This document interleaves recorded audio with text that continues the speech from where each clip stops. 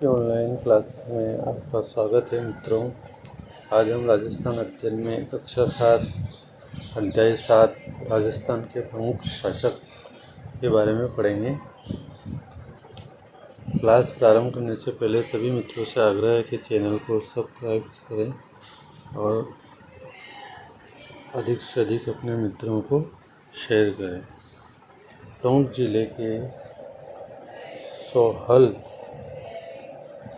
जिले के सोहला गांव में सुमन व सबाना टोंक जिले के सोहना गांव की सुमन और सबाना जयपुर घूमकर आई। आने पर उन्होंने अपने अध्यापक जी से कहा,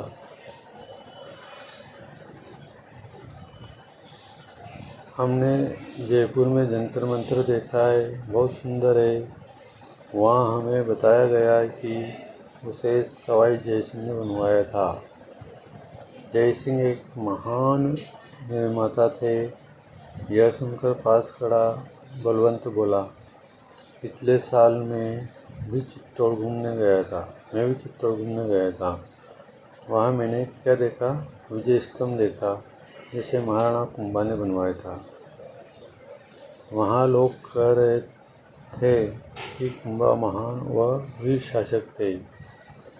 बच्चों की बात सुनकर गुरुजी बोले, देखो बच्चों, राजस्थान में कई ऐसे शासक हुए हैं जिन्हें हम वीर और महान कह सकते हैं, क्योंकि उन्होंने अपने कार्य से देश प्रदेश को गौरवान्वित किया है।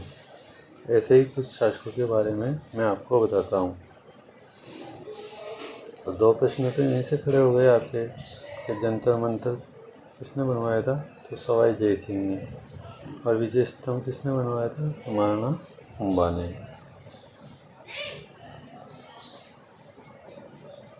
पृथ्वीराज चौहान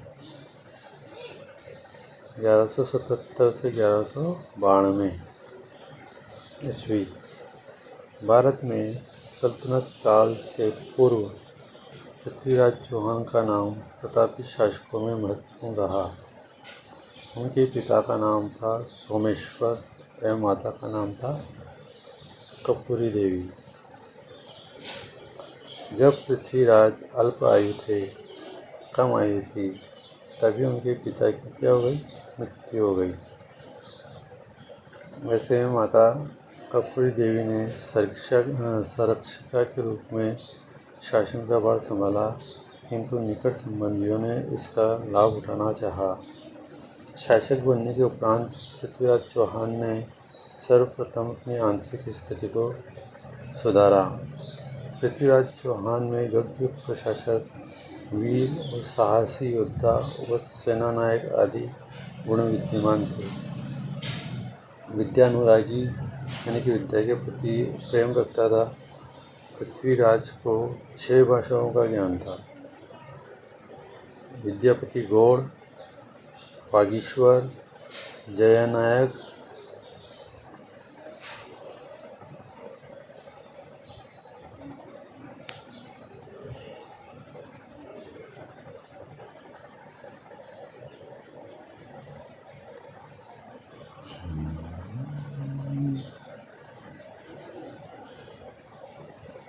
विद्यापति गौड़, वागीश्वर, जयानक, विश्वरूप, जनार्दन, चंद्रबरदाई एवं पृथ्वी भट्ट जैसे लेखक तथा कवि उनके दरबार की शोभा बढ़ाते थे।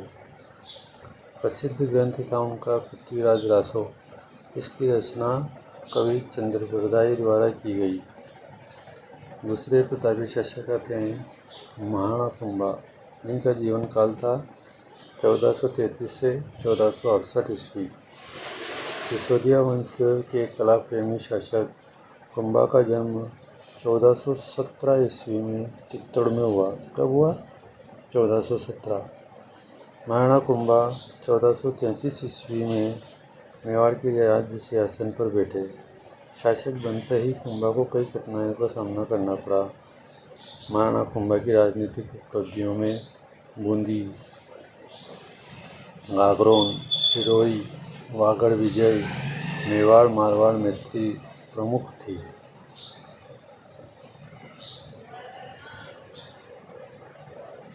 महाराणा कुंभा के व्यक्तित्व में कटार, कलम व कला की त्रिवेणी थी। तो प्रश्न आ सकता है, कटार, कलम, कला की त्रिवेणी किसके व्यक्तित्व में देखने को मिलती है? महाराणा कुंभा के। सांस्कृतिक दृष्टि से यह काल मेवाड़ के इतिहास का क्या कहलाता है? स्वर्ण युग। मेवाड़ में स्थित 84 दुर्गों में से 32 दुर्ग कुंभा द्वारा निर्मित है। कुंभा ने अचलगढ़ दुर्ग, बसंती दुर्ग, भौमट दुर्ग, मचान दुर्ग, कुंभलगढ़ दुर्ग, चित्तौड़ के दुर्ग में स्थित कीर्ति स्तंभ जिन्हें अपन विजय स्तंभ भी कहते हैं, का निर्माण करवाया। कुंभा महान संगीतकार भी थे। उनके द्वारा रचित संगीत के ग्रंथों में संगीत राज, संगीत मीमांसा, सूड प्रबंध सबसे प्रमुख है। तो कुंभा के प्रमुख ग्रंथ कौन कौन से हैं? तो संगीत राज, संगीत मीमांसा और सूड प्रबंध।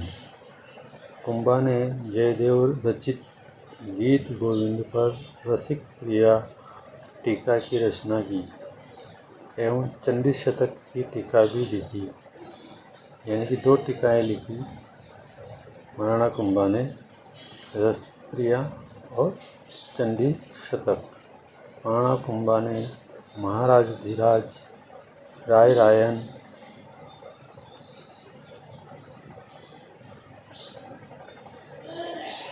महाराणा राजगुरु, दानगुरु, हालगुरु, परम गुरु, चाप गुरु योग्यता अभिव्यक्त करने वाली उपाधियाँ धारण कर रखी थी।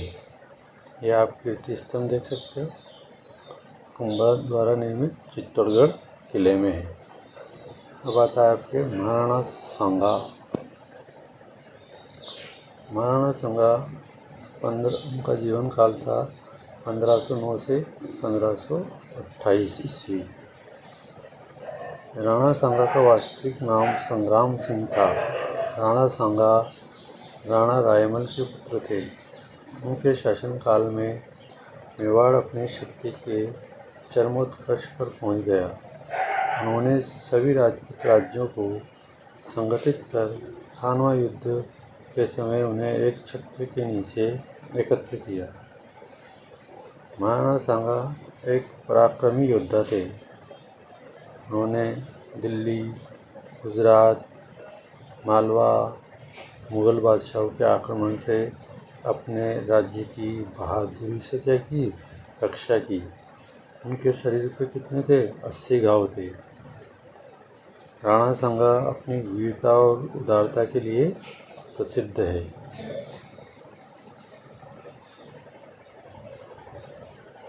मालदेव। मालदेव राठौड़ वंश के राव गंगा के ज्येष्ठ पुत्र थे। मालदेव स्वतंत्रता प्रेमी एवं महत्वाकांक्षी शासक थे। मालदेव ने निरंतर सैनिक विजय कूटनीति से मारवाड़ के राज्य की सीमा का विस्तार किया। मारवाड़ के इतिहास में राव मालदेव का शासन मारवाड़ का शौर्य युग कहलाता है। उन्होंने अपने काल में कुल 52 युद्ध किए। इनका एक साथ छोटे बड़े 58 परगनों पर अधिकार रहा। सर्वप्रथम भद्राजुम का, उसके बाद नागौर, मेड़ता, सिवाना, बीकानेर मालदेव ने विजय प्राप्त की। मालदेव ने सोजत दुर्ग, मालकोट दुर्ग, पोखरण दुर्ग का निर्माण करवाया और 1562 ईस्वी में मालदेव का देहांत हो गया। मालदेव को फारसी इतिहासकारों ने कौन सा राजा कहा? हशमत वाला शासक कहा, यानी कि ताकतवर शासक के नाम से उसे पुकारा। किसको? मालदेव को, मारवाड़ का। अब आते हैं महाराणा प्रताप, जिनका जीवन काल था 1572 से 1597। महाराणा प्रताप उदय सिंह के ज्येष्ठ पुत्र थे। इनका जन्म 9 मई 1540 को कुंभलगढ़ में हुआ। इनकी माता का नाम जयवंता बाई और राणा प्रताप का राज्याभिषेक 28 फरवरी 1572 ईस्वी को हुआ। शासक बनते ही उन्हें अनेक कठिनाइयों का सामना करना पड़ा,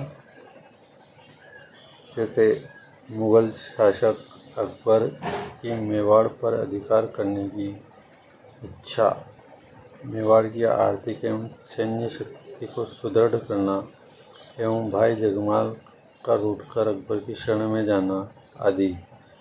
महाराणा प्रताप ने मुगल शासक अकबर की अधीनता स्वीकार नहीं की। महाराणा प्रताप ने संकट काल में भी कृषि और वनों के विकास का प्रयास किया। इन विषयों पर विश्व वल्लभ जैसी पुस्तक भी लिखवाई। उन्होंने मानवाधिकारों का हमेशा पोषण किया। महाराणा प्रताप अपनी वीरता और युद्ध कला के लिए जाने जाते हैं। उन्होंने अपने व्यक्तित्व से मेवाड़ के प्रत्येक व्यक्ति को मातृभूमि की स्वतंत्रता के लिए सब कुछ न्यौछावर कर देने वाला महान योद्धा बना दिया। महाराणा प्रताप के बाद पढ़ते अपन बीकानेर के महाराजा राय सिंह। इनका जीवन काल है 1574 से 1612। बीकानेर के राव कल्याणमल के बड़े पुत्र राय सिंह का जन्म 20 जुलाई 1541 ईस्वी को हुआ। 1574 ईस्वी में राय सिंह का राज्याभिषेक हुआ। राय सिंह ने अपने रण कौशल से गुजरात, काबुल, कंधार, दक्षिण भारत के अभियानों को सफल बनाया। ये अपनी दानशीलता के लिए प्रसिद्ध थे। इसी खूबी के कारण उन्हें राजपूताना का कर्ण कहा जाता है, दानशीलता के कारण। राय सिंह ने बीकानेर के सुदृढ़ जूनागढ़ दुर्ग का निर्माण करवाया। उन्होंने किले के भीतर एक प्रशस्ति भी लिखवाई जूनागढ़ किले के, जिसे राय प्रशस्ति कहते हैं। विद्यानुरागी महाराजा राय सिंह ने राय सिंह महोत्सव एवं ज्योतिष्य रत्नमाला जैसे ग्रंथों की रचना की। अब आते हैं मिर्जा राजा जयसिंह, जयपुर के शासक। कछवाहा वंश के जयसिंह, इनका जीवन काल 1621 से 1667 रहा। 1621 ईस्वी में आमेर की गद्दी पर बैठे जयसिंह ने मुगल बादशाह जहांगीर, शाहजहाँ और औरंगजेब के विभिन्न सैनिक अभियानों में उत्तरदायित्व का निर्वहन किया। तो यहाँ से एक प्रश्न आता है, जहांगीर, शाहजहाँ और औरंगजेब के जीवन काल में आमेर के किस शासक ने सेवाएं दी? तो मिर्जा राजा जयसिंह। आमेर का शासन संभालते ही जहांगीर ने उन्हें अहमदनगर के मलिक अंबर के विरुद्ध अभियान पर भेजा। शाहजहाँ ने 1639 ईस्वी में जयसिंह को मिर्जा राजा की उपाधि से विभूषित किया। तो प्रश्न आ सकता है यहाँ से आपको कि जयसिंह को मिर्जा राजा की उपाधि से किस मुगल शासक ने सम्मानित किया? तो शाहजहाँ ने। औरंगजेब ने जयसिंह को दक्षिण भारत में शिवाजी के विरुद्ध भेजा। योग्य शासक थे। मिर्जा राजा जयसिंह वीर सेना नायक, कुशल राजनीतिज्ञ होने के साथ ही साहित्य कला प्रेमी भी थे। मिर्जा राजा जयसिंह के राज्य में कवि बिहारी ने 1662 में बिहारी सतसई की रचना की। जयसिंह के अन्य दरबारी राम कवि ने क्या लिखा? जयसिंह चरित्र की रचना की।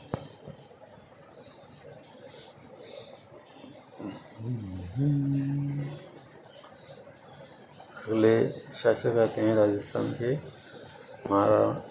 महाराजा जसवंत सिंह। इनका जीवन काल था 1638 से 1678 ईस्वी। जसवंत सिंह का जन्म दिसंबर 1626 ईस्वी में बुरहानपुर में हुआ। पिता गज सिंह की मृत्यु के पश्चात जसवंत सिंह का राज्याभिषेक किया गया। मुगल बादशाह शाहजहां ने जसवंत सिंह को महाराजा की उपाधि दी। मुगल उत्तराधिकारी युद्ध में जसवंत सिंह पहले शाही सेना शाहजहां के साथ थे, परंतु बाद में आमेर शासक जय सिंह के कहने पर उन्होंने दोराई के युद्ध में औरंगजेब का किया साथ दिया। औरंगजेब ने जसवंत सिंह को अपने राज्य के विभिन्न क्षेत्रों में भेजा। जसवंत सिंह ने दक्षिण भारत में औरंगजेब के निकट जसवंतपुरा कस्बा बसाया। जसवंत सिंह अच्छे साहित्यकार थे। उन्होंने आनंद प्रकाश, सिद्धांत बोध, भाषा भूषण और प्रबोध चंद्रोदय आदि ग्रंथों की रचना की। अब आते हैं महाराजा राजसिंह प्रथम।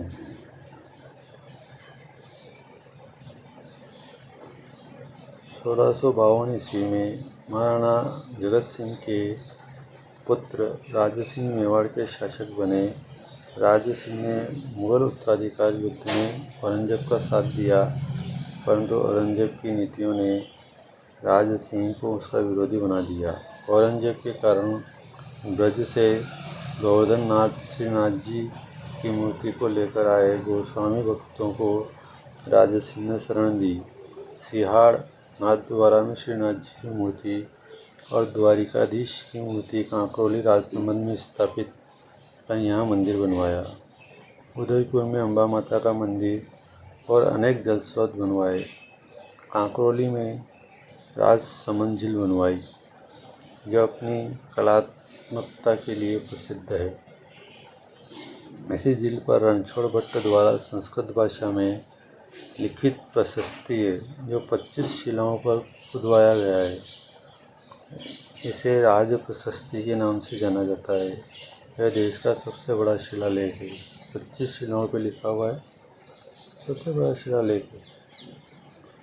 सवाई जयसिंह 1699 से 1743 ईस्वी का जीवन काल है। जय सिंह का जन्म 1688 ईस्वी में हुआ। अपने पिता की मृत्यु के पश्चात अल्प आयु में 1699 ईस्वी में राजगद्दी पर बैठे। सवाई जय सिंह का अधिकांश समय राज्य के बाहर सैनिक अभियानों, मुगल राजनीति एवं मालवा में मराठों के प्रसार को रोकने में पूरा हुआ। औरंगजेब ने जय सिंह को सवाई की उपाधि प्रदान की।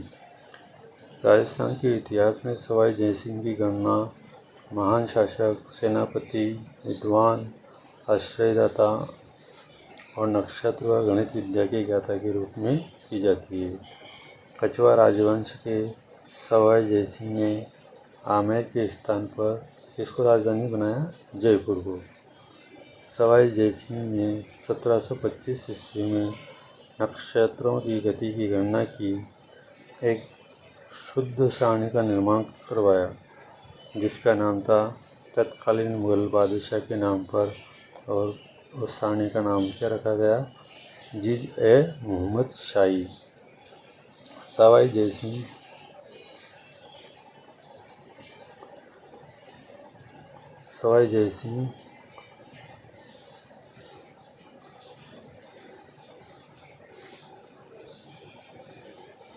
के समय में ज्योतिष विद्या पर जयसिंह कारिका नामक ग्रंथ लिखा गया। ज्योतिष यंत्रों पर अनेक ग्रंथ इस दौरान लिखे गए। इसमें सिद्धांत, सम्राट, यंत्रराज आदि प्रमुख है। सवाई जय सिंह ने ज्योतिष के अध्ययन के लिए जंतर मंतर नाम से 5 वेधशालाएँ बनवाई। ये प्रश्न आता है, 5 वेधशाला किसने बनवाई? सवाई जय सिंह ने। पहली है जयपुर, दूसरी दिल्ली, तीसरी मथुरा, चौथी है बनारस और 5वीं है उज्जैन। अब आते हैं आपके महाराजा सूरजमल, जाट शासक, 1755 से 1763 इनका जीवन काल है। महाराजा सूरजमल भरतपुर के शासक थे। इनके पिता बदन सिंह ने अपनी अस्वस्थता के कारण अपना राज्यभार इन्हें सौंप दिया। जब मुगल साम्राज्य व अन्य राज्य अवनति की ओर जा रहे थे, यानी कि पतन की ओर जा रहे थे, तब मुगलों, मराठों और राजपूतों से गठबंधन का शिकार हुए बिना ही सूरजमल ने अपनी योग्यता से भरतपुर राज्य का विस्तार किया। गाजियाबाद, रोहतक, झज्जर, आगरा, धौलपुर, मैनपुरी, हाथरस, बनारस, फर्रुखनगर इलाके इन्होंने जीत लिए। सूरजमल वीर सेना नायक, चतुर कूटनीतिज्ञ और कला प्रेमी थे, के साथ ही एक मानवीय दृष्टिकोण वाले शासक थे। पानीपत के प्रति युद्ध के पश्चात इन्होंने मराठा शरणार्थियों को अपने राज्य में संरक्षण दिया। कला मर्मज्ञ के रूप में अपने प्रभुत्व वाले क्षेत्र में किले और महल बनवाए। इन्होंने अपने राज्य में साहित्यकारों को संरक्षण दिया।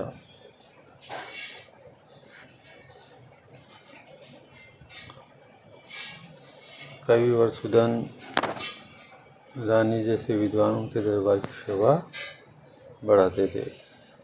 अखेराम गर्ग जैसे विद्वान उनकी शोभा बढ़ाते थे। विद्यानुरागी, विद्या में अत्यधिक रुचि रखने वाला, धर्मज्ञ, ज्ञानी और पतन। राजपुताने का क्रम, महाराजा राय सिंह, विजय स्तंभ, महाराणा कुंभा, जंतर मंतर वेधशाला का निर्माण किसने करवाया? सवाई जयसिंह। प्रसिद्ध कवि चंद्रप्रदाय ने। पृथ्वीराज रासो। सूरजमल कहाँ के? भरतपुर के शासक थे। जैसी कारिका और ऐसी एक और पुस्तक है। इस प्रकार पाठ 7 समाप्त हुआ। जय हिंद।